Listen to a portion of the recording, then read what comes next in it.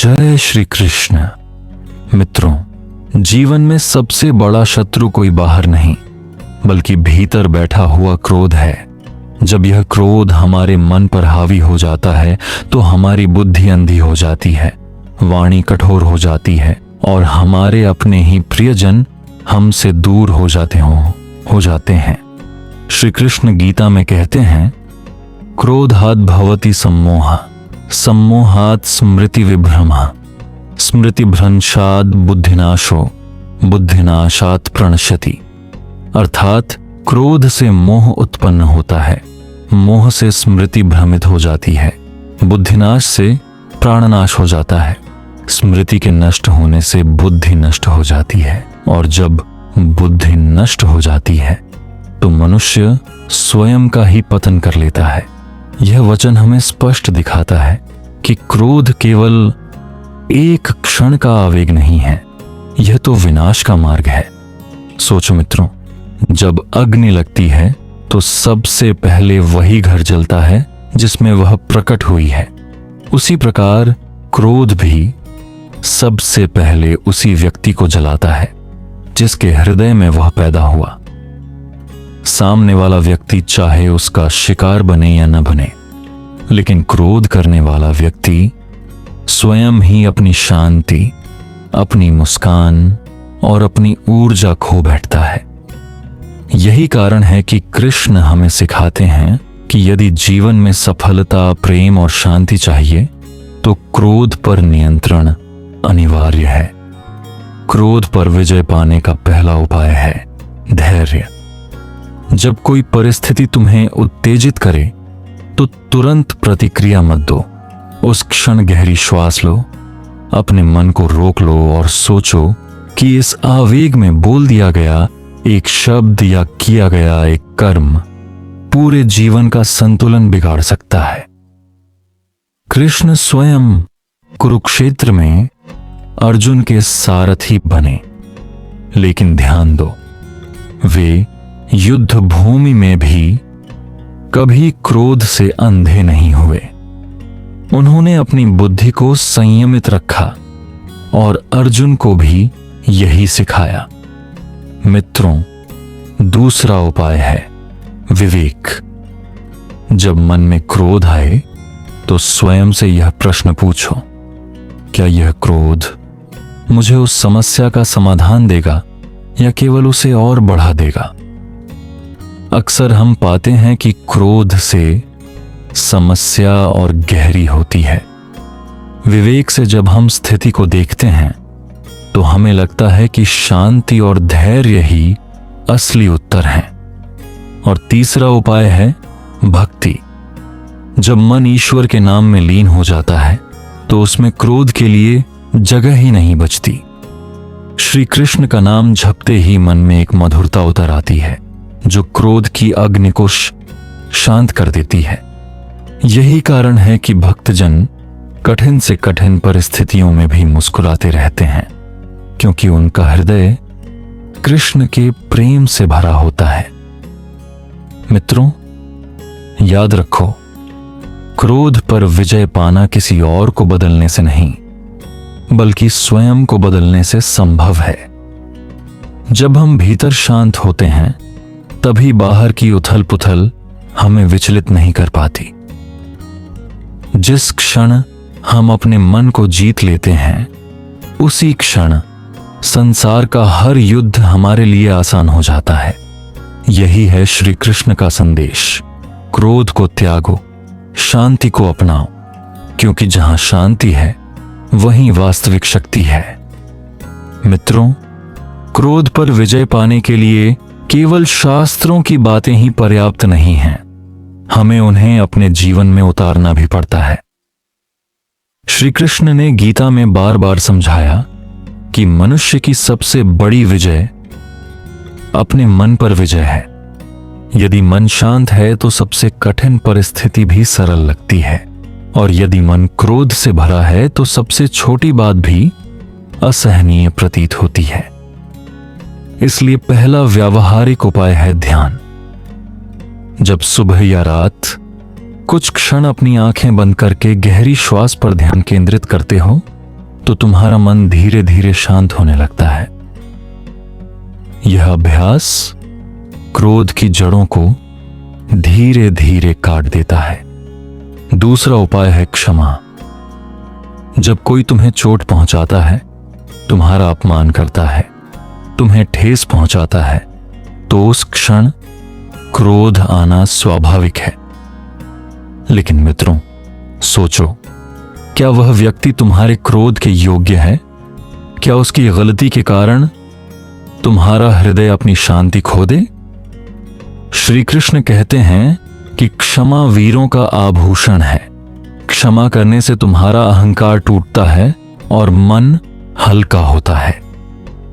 क्रोध बोझ है, लेकिन क्षमा पंख है जो आत्मा को ऊंचाई पर ले जाता है। तीसरा उपाय है वाणी पर संयम।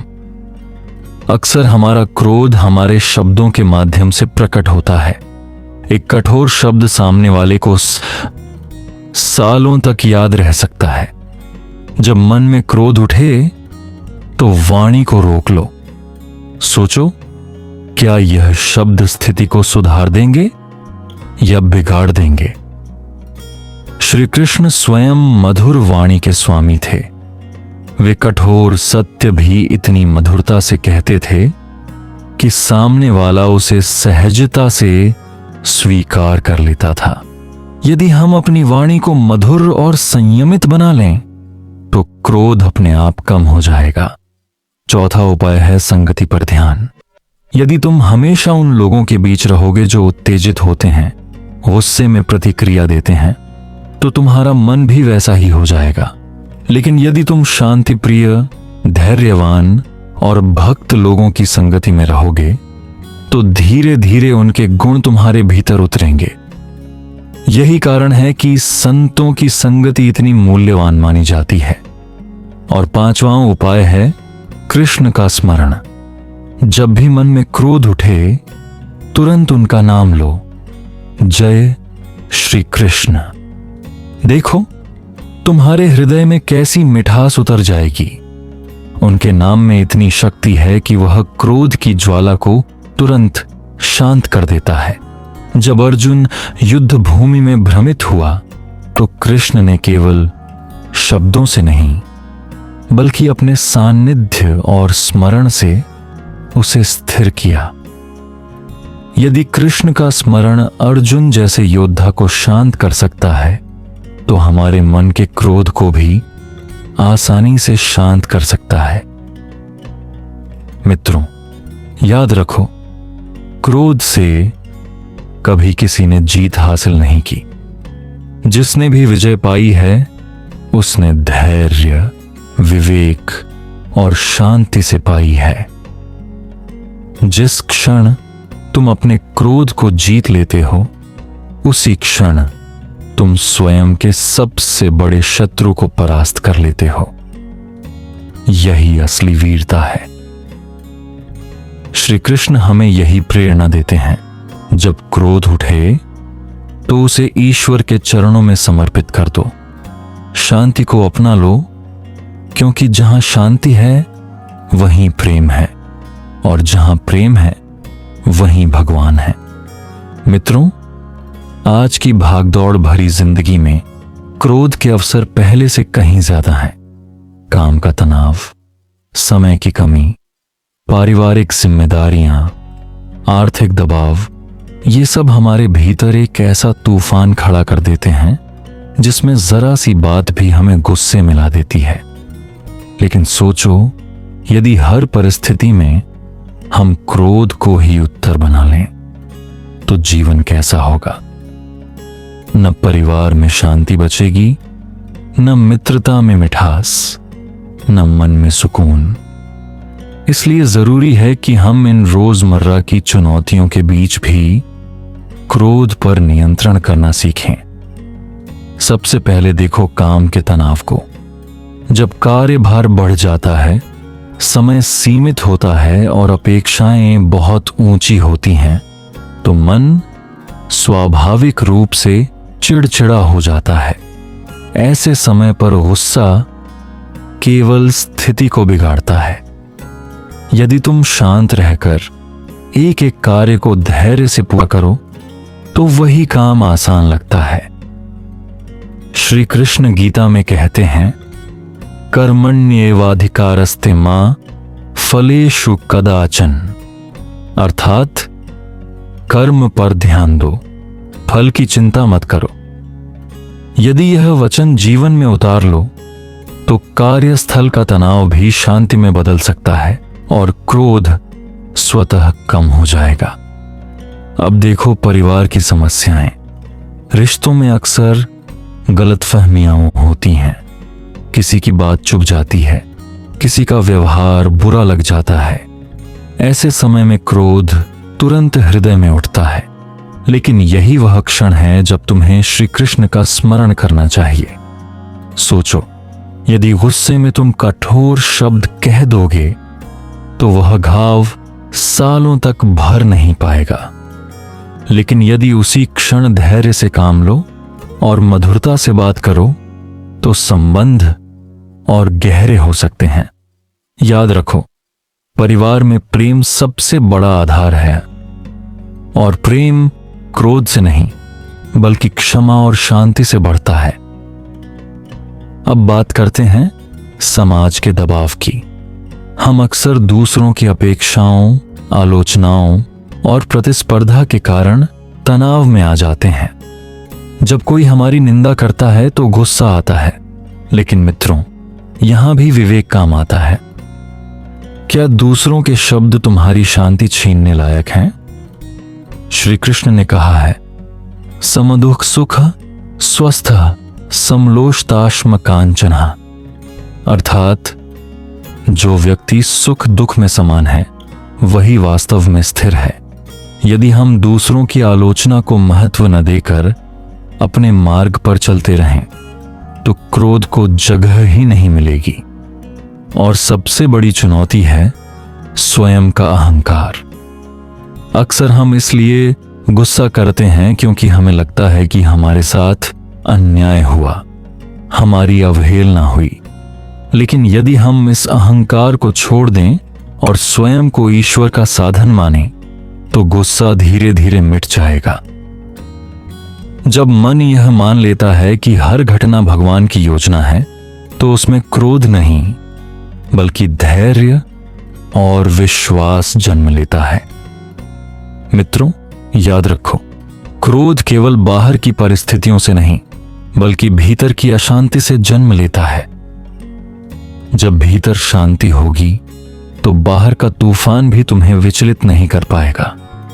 और यह शांति केवल एक ही मार्ग से आती है, कृष्ण स्मरण से। जब भी गुस्सा आए तुरंत उनका नाम लो, आंखें बंद करो और गहरी सांस लो। देखोगे कि कुछ ही क्षण में मन का ताप कम हो गया है। यही श्री कृष्ण की शिक्षा है। क्रोध से कोई समाधान नहीं, केवल विनाश होता है। समाधान केवल शांति से आता है, और शांति उसी के पास है जो अपने मन को जीत लेता है। मित्रों, क्रोध पर स्थायी विजय पाने के लिए केवल बड़े विचार ही नहीं बल्कि छोटी छोटी आदतें भी आवश्यक हैं। यही आदतें धीरे धीरे हमारे स्वभाव को बदल देती हैं और हमें उस शांति की ओर ले जाती हैं जिसकी शिक्षा श्री कृष्ण ने दी। सबसे पहली आदत है प्रभात का समय। सुबह उठते ही यदि तुम तुरंत मोबाइल, समाचार या चिंताओं में डूब जाते हो तो मन अशांत हो जाता है और दिन भर छोटी छोटी बातों पर गुस्सा आता है। लेकिन यदि दिन की शुरुआत ईश्वर के स्मरण, गीता के कुछ श्लोकों के पाठ या साधारण ध्यान से करो तो तुम्हारा मन भीतर से स्थिर हो जाएगा। स्थिर मन क्रोध को जगह ही नहीं देता। दूसरी आदत है श्वास पर ध्यान। जब भी महसूस करो कि क्रोध उठ रहा है, उसी क्षण 2-3 गहरी सांस लो और अपने ध्यान को श्वास पर केंद्रित करो। यह इतना सरल उपाय है कि कोई भी इसे कहीं भी कर सकता है, कार्यालय में, घर पर या यात्रा के दौरान। श्वास के साथ ध्यान करने से मन की आग शांत हो जाती है और क्रोध का वेग टूट जाता है। तीसरी आदत है मधुर वाणी का अभ्यास। हर दिन यह निश्चय करो कि चाहे परिस्थिति कैसी भी हो, तुम्हारे शब्दों में कठोरता नहीं होगी। मित्रों, याद रखो, क्रोध पहले वाणी में प्रकट होता है और फिर कर्म में। यदि वाणी को संभाल लिया तो आधा क्रोध उसी क्षण समाप्त हो जाता है। श्री कृष्ण स्वयं वाणी के जादूगर थे। वे कठोर से कठोर सत्य को भी ऐसी मधुरता से कहते थे कि सुनने वाला उसे आनंद से स्वीकार कर लेता था। चौथी आदत है डायरी लिखना। दिन के अंत में कुछ क्षण निकालो और सोचो कि आज कहां कहां क्रोध आया, क्यों आया, और यदि शांत रहते तो क्या परिणाम होता। धीरे धीरे यह आत्मचिंतन तुम्हें सिखा देगा कि किन परिस्थितियों में तुम्हें स्वयं पर नियंत्रण रखना है। यह साधना तुम्हारे भीतर आत्मज्ञान की ज्योति जगाएगी। पांचवी आदत है कृतज्ञता का अभ्यास। जब मन हमेशा शिकायतों में उलझा रहता है तो क्रोध जल्दी आता है। लेकिन जब हम हर दिन यह गिनते हैं कि ईश्वर ने हमें क्या क्या दिया है, स्वास्थ्य, परिवार, भोजन, श्वास, तो हृदय विनम्र और शांत हो जाता है। कृतज्ञ हृदय में क्रोध की जगह नहीं होती। और सबसे महत्वपूर्ण आदत है कृष्ण का नाम स्मरण। दिन भर चाहे जैसे हालात हों, यदि हृदय में हर क्षण जय श्री कृष्ण की गूंज रहे तो मन में एक दिव्य मधुरता उतरती है। यह नाम क्रोध की अग्नि को ठंडी कर देता है और आत्मा को शक्ति से भर देता है। यही कारण है कि भक्त कठिन परिस्थितियों में भी मुस्कुराते रहते हैं। मित्रों, याद रखो, क्रोध को मिटाने के लिए बाहर की परिस्थितियों को बदलने की आवश्यकता नहीं है। परिस्थितियां तो हमेशा बदलती रहेंगी। आवश्यक यह है कि हम भीतर स्थिर हो जाएं, भीतर कृष्ण को स्थापित कर लें। जब भीतर शांति होगी तो बाहर की कोई भी स्थिति हमें हिला नहीं सकेगी। श्री कृष्ण हमें यही सिखाते हैं, क्रोध से जीतने वाला नहीं, हारने वाला बनता है, और शांति को अपनाने वाला ही असली विजेता है। मित्रों, शिक्षा तब और गहराई से हृदय में उतरती है जब वह किसी कथा के माध्यम से कही जाए। श्री कृष्ण स्वयं भी ग्वालबालों और भक्तों को कथाओं और लीलाओं के माध्यम से ही जीवन का सार समझाते थे।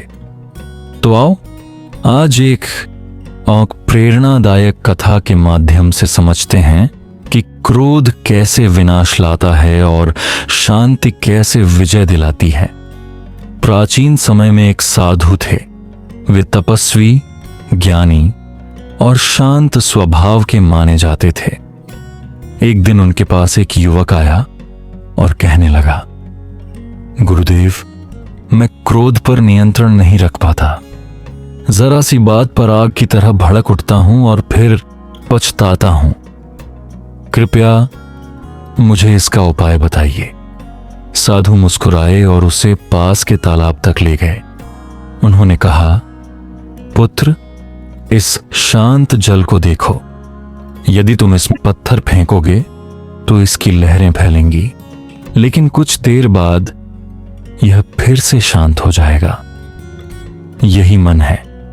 यदि इसमें क्रोध का पत्थर फेंकोगे तो लहरें उठेंगी, लेकिन यदि धैर्य रखोगे तो यह शांत हो जाएगा। बस इतना ध्यान रखो कि जब क्रोध उठे तो उसे फैलने मत दो, शांत होने का अवसर दो। युवक ने पूछा, लेकिन गुरुदेव, यदि उस क्षण में अपनी वाणी या कर्म को रोक न पाया तो?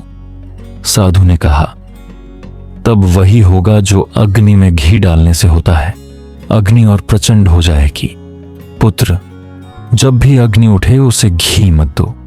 चुप रहो, आंखें बंद करो और श्वास को गिनो। देखोगे अग्नि स्वयं बुझ जाएगी। यह सुनकर युवक ने अभ्यास करना शुरू किया। धीरे धीरे उसका स्वभाव बदल गया और वह भी शांति प्रिय बन गया। मित्रों, यही कहानी हमें यह सिखाती है कि क्रोध की अग्नि को हवा देने की बजाय हमें उसे बुझाने का अवसर देना चाहिए। यह तभी संभव है जब हम धैर्य से काम लें और वाणी पर संयम रखें। गीता में श्री कृष्ण अर्जुन से कहते हैं कि क्रोध से उत्पन्न मोह बुद्धि का नाश करता है। सोचो, यदि अर्जुन क्रोध में आकर अपने ही भाइयों पर बिना सोचे समझे वार कर देता तो परिणाम क्या होता? युद्ध की दिशा ही बदल जाती। लेकिन कृष्ण के मार्गदर्शन ने उसे संयमित किया और उसने विवेक के साथ युद्ध किया। यही उदाहरण हमें बताता है कि जब बुद्धि शांति से संचालित होती है तो विजय निश्चित होती है। मित्रों, जीवन में कई बार ऐसा होगा जब परिस्थितियां तुम्हें उकसाएंगी। कोई तुम्हारा अपमान करेगा, कोई तुम्हें धोखा देगा, कोई तुम्हारे साथ अन्याय करेगा। उस क्षण तुम्हारे भीतर क्रोध ज्वालामुखी की तरह फूटेगा। लेकिन यदि उस क्षण तुम कृष्ण का नाम लेकर धैर्य धारण कर लो तो देखोगे कि वही स्थिति तुम्हारे लिए शक्ति का साधन बन जाएगी। याद रखो, क्रोध तत्काल संतोष देता है, लेकिन लंबे समय में केवल पश्चाताप छोड़ जाता है। शांति तत्काल कठिन लगती है, लेकिन लंबे समय में वही विजय और आनंद देती है। इसलिए श्री कृष्ण का यही संदेश है, जब क्रोध उठे तो उसे अपने जीवन का स्वामी मत बनने दो।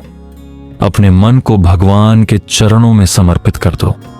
तब तुम देखोगे कि जीवन न केवल शांत होगा बल्कि विजय और आनंद से भी भर जाएगा।